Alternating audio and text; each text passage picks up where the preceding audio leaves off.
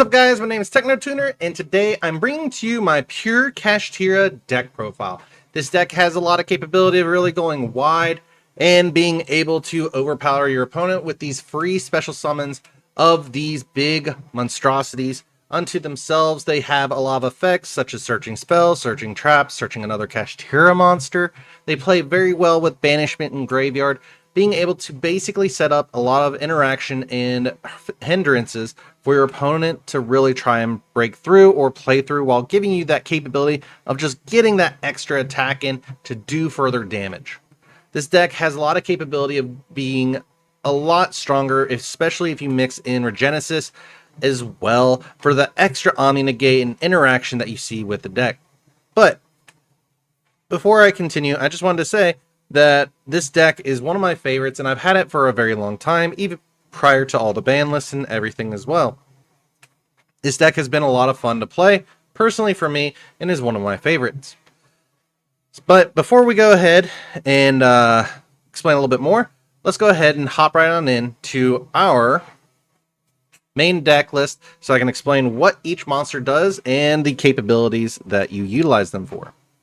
So first off, I play 3 Kashtira Fenrir. This is our main monster searcher for the main effect of each big Kashtira monster, such as Unicorn, Fenrir, and Ogre. They each have the effect of, if you control no monsters, you can special summon this card from your hand. You can only use each of the following effects of Kashtira Fenrir once per turn. During your main phase, you can add 1 Kashtira monster from your deck to your hand. When this card declares an attack, or if your opponent activates a monster effect, except during the damage step, you can target 1 face-up card your opponent controls and banish it face down. Now, the note of this that I will state is that by banishing a card face down, a lot of your opponents cannot interact with it because it's technically unknown. So if they're looking to recover it by normal revive from banishment, they can't because it's technically declared as unknown. So this is where this deck becomes a lot more difficult to really interact with. Next we have... Whoop, I dropped the Rise Heart. So the next card I have at 3 is Kashtira Unicorn. Kashtira Unicorn is our main spell searcher. It has the same summoning effect as Fenrir, where basically if you control no monsters, you can special summon it from your hand. It is a 2500, 2100 monster, where basically during your main phase, you can add 1 Kashtira spell from your deck to your hand when this card declares an attack, if your opponent activates a monster effect, except during the damage step. You can look at your opponent's extra deck, and if you do, banish 1 monster from it face down. So this is where it becomes even more of a hindrance to really interact with your opponent. Before I hop into the Kashtira Ogre, the one card that you're mainly going to search out or want to see is 3 Kashtira Rise Heart. If you control a Kashtira monster, you can special summon this card from your hand. Also, you cannot special summon monsters from the extra deck for the rest of this turn, except Xyz monsters. During your main phase, if this card was normal or special summoned this turn, you can banish 1 Kashtira monster or 1 Kashtira card from your deck except Kashtira Rise Heart. Banish the top 3 cards of your opponent's deck face down, and if you banish any, this card's level becomes 7. You can only use each effect of Kashtira Rise Heart once per turn. So outside of being a level 4 and a free special summon, as long as you control another Kashtira monster and being able to banish, it enables you so much further to get another monster on board to get set up. Next is our Trap Searcher, which is Kashtira Ogre.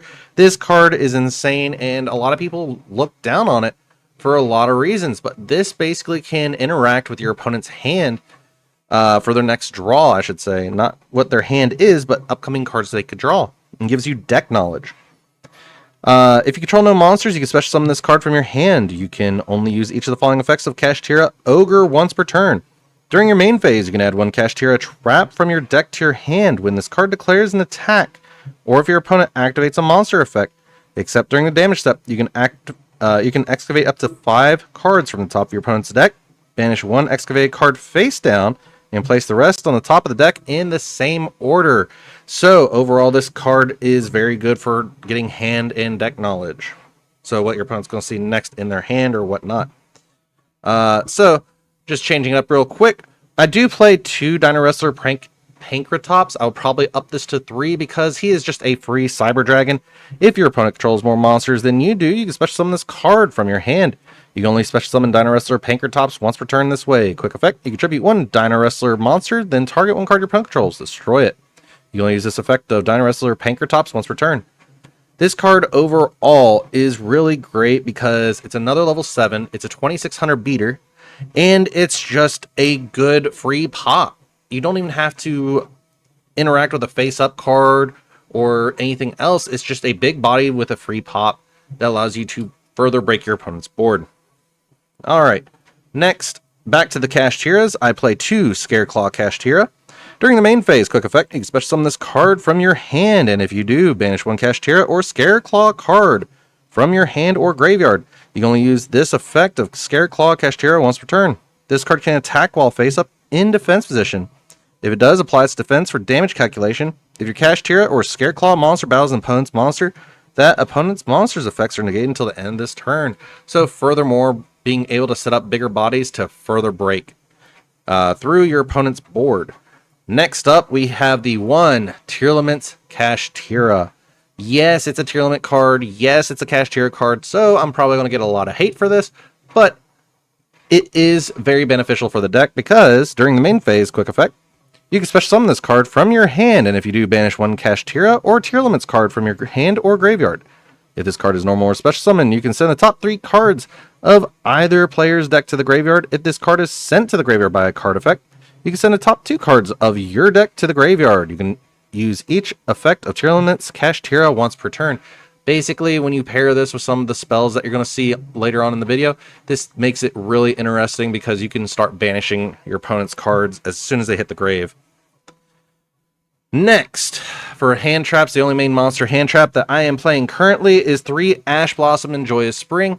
If you were to change this up, I would probably drop Ogre to 1 or Arise Heart by 1 and start running Mulcharmies. But overall, this card allows so much and is our level 3 tuner of the deck that allows us to do some synchro plays as well.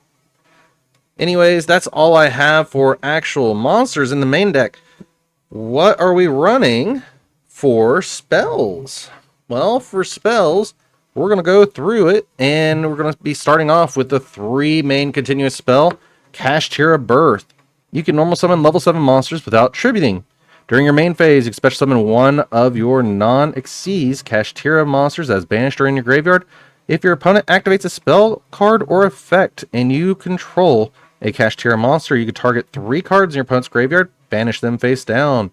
You can only use this effect, each effect of Kashtira Birth once per turn. Kashtira Birth is basically our main revival spell, while also being able to further interact with our opponent if they're activating spells, but the only catch is they have to have exactly 3 or more cards in their graveyard so you can activate that effect to banish.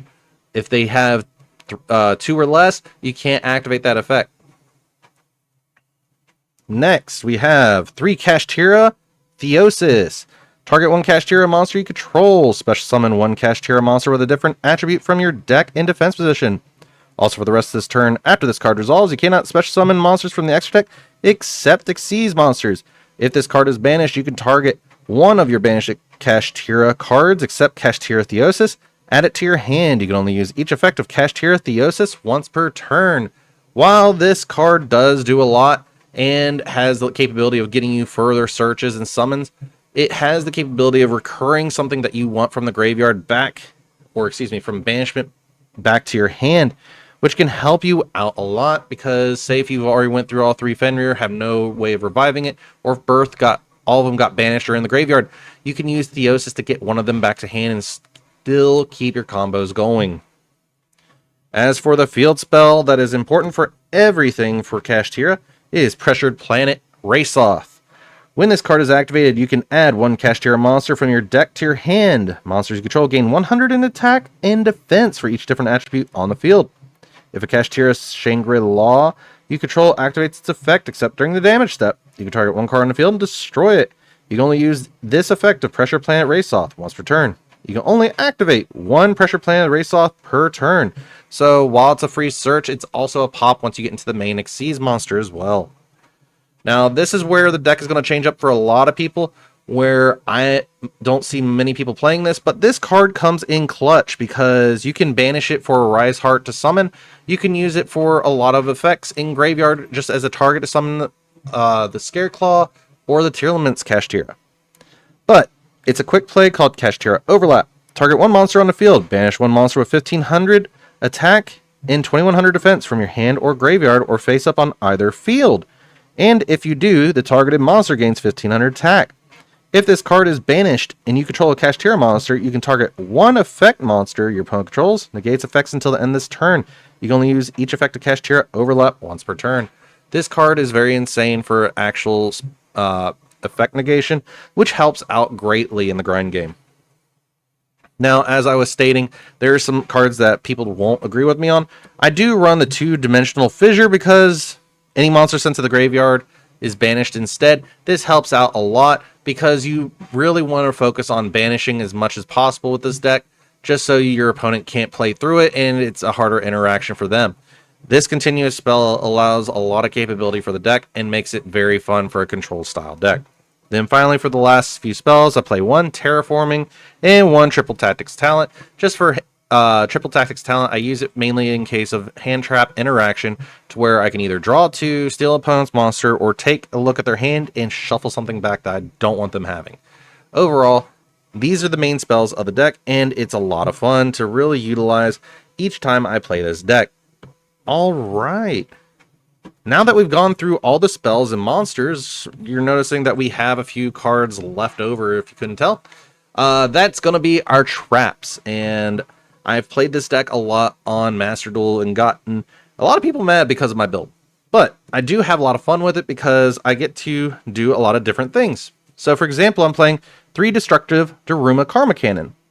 Change as many monsters on the field possible to face down defense position. Then, if either player controls a face-up monster or monsters, they must send all face-up monster or monsters they control to the graveyard. This card helps out things such as Liger Dancer, face-up link monsters, cards that are unaffected, or towers. This just outs them overall because it's a automatic send if they cannot be flipped by the original effect. Helps out greatly. Next, for the Kashtira traps, I play 1 Preparation and 2 Big Bang. Preparation is just a great way of getting a free special summon, and it's our trap interaction in case we go against a trap deck, to where basically during either player's turn, you can special summon one of your Kashtira monsters that is banished or in your hand if your opponent activates a trap card or trap effect, and you control a Kashtira monster. And this card is already face up in your spell and trap zone. You can look at your opponent's hand, and if you do, banish 1 card from it face down. So it's basically an automatic hand rip, which helps out a lot. Then Kashtira Big Bang is a board wipe. If a Kashtira exceeds monsters on the field and the player controls 2 or more monsters, they must banish monsters they control face down so they only control 1 monster. If this card is banished, you can target 1 Kashtira exceeds monster you control, add 1 of your Kashtira monsters attached to it to your hand. Then you can special summon that monster from your hand, and you can only use each effect of Kashtira Big Bang once per turn. While this card is basically a free detach and special summon, it is also a good board wipe if you're looking for something to basically give you more of a chance of survival. Then finally, the last trap I play is 3 Infinite Impermanence because I want that further interaction to be able to set up some negates for my opponent. The one thing I would say is I probably would cut the Infinite Impermanence just for some other hand traps such as DD Crow, the Mulcharmies, anything like that, just to further allow some more interaction and draw power. All right, so that's all for the main deck. What does it mean for the extra deck? So the extra deck you're going to see, we're going to be playing a lot of rank 7s, in which can really help utilize the deck's main power. For example, I'm playing 1 Infinite Track Mountain Smasher. Acquires 2 level 7 monsters. When this card destroys an opponent's monster by battle, you can attach that monster to this card as material. You can only use each of the following effects of Infinite Track Mountain Smasher once per turn. You can detach 1 material from this card. It gains 1000 attack. If this card is in your graveyard, you contribute 1 Machine Link monster and special summon this card in defense position. Next, I play the 1 Mecha Phantom Beast Dracosack.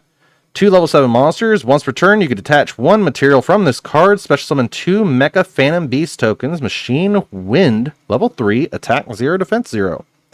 While you control a token, this card cannot be destroyed by battle or card effect. Once per turn, you contribute one Mecha Phantom Beast monster, then target one card in the field, destroy that target. This card cannot attack during the turn you activate this effect. That's perfectly fine because we're using the tokens as a way to survive. Next, we're playing Bullfringes, the Darkest Dragon Doom Rider. 2 level 7 monsters. Once per turn, you can attach 2 materials from this card, then target one face-up card on the field, destroy it. And if you destroyed a monster, you can make one face-up monster you control gain attack equal to the destroyed monster's original level or rank times 300 until the end of this turn. This card cannot attack the turn you activate this effect. This is a quick effect if the card has a dragon monster as material, but it cannot be activated in the damage step. So even though it's an attack boost, it helps out greatly because you can pop one of your Kashtiras, boost the other Kashtira by 2100, and it's insanely good for just beating in for extra damage.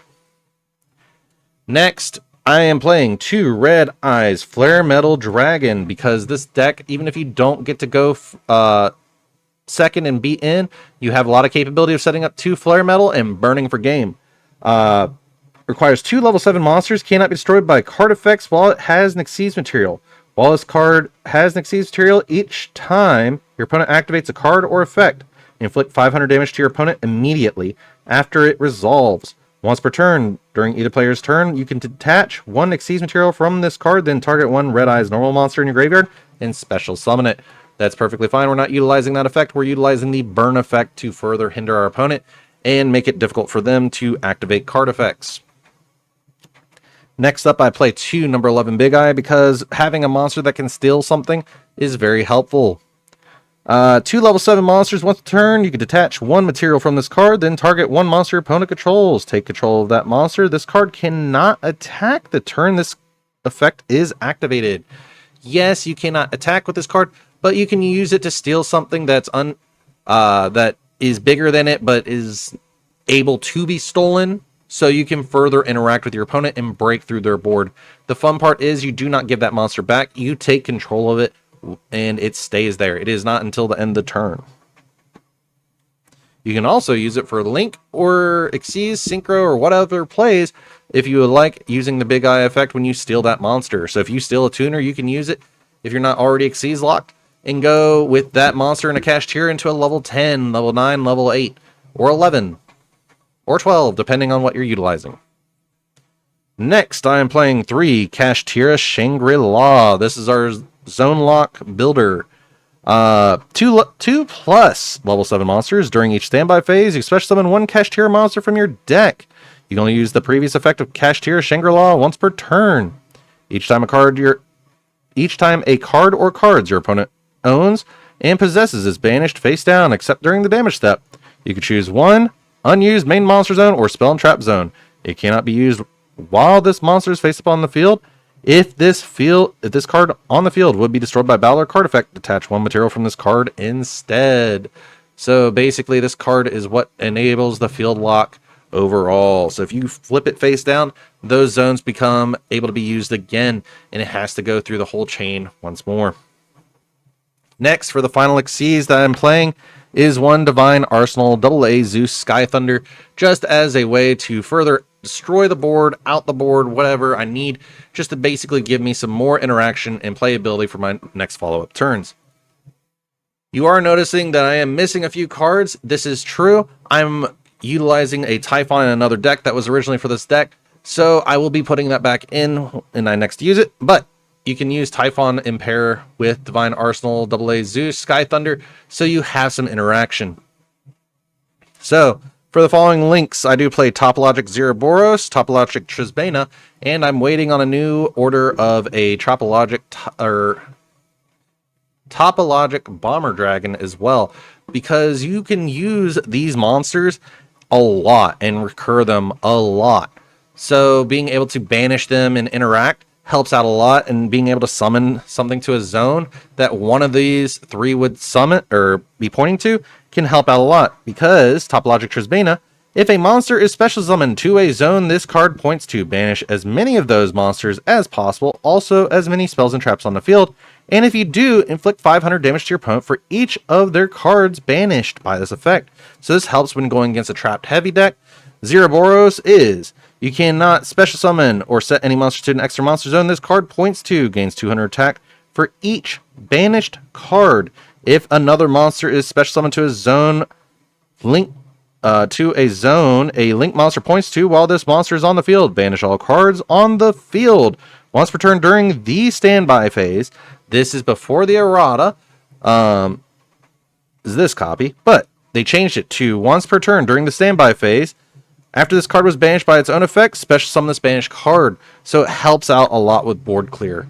And then with Topologic Bomber Dragon, if anything's summoned to its arrows, you basically send the monsters in the main monster zones to the graveyard. And if it beats over, it does basically burn damage equal to the difference between it and 3,000. So you'll still be doing 3,000 points of damage either or. Anyways, guys, that's all I have for this deck. Yes, I am missing a few cards, and I am sorry for that. But I do hope you did enjoy the actual deck profile and enjoy the video. If you did, go ahead and leave a like and subscribe. I also do try to read everybody's comments as they come in and appear. So if I'm slow getting back to you, I am sorry about that. But either way, I hope you all had a great time with this deck profile, and I'll see you all in the next one. Is it okay if I'm to say I'm catching feelings from all the dealings? Am I astray? What do you say? How are you feeling? Is it the same?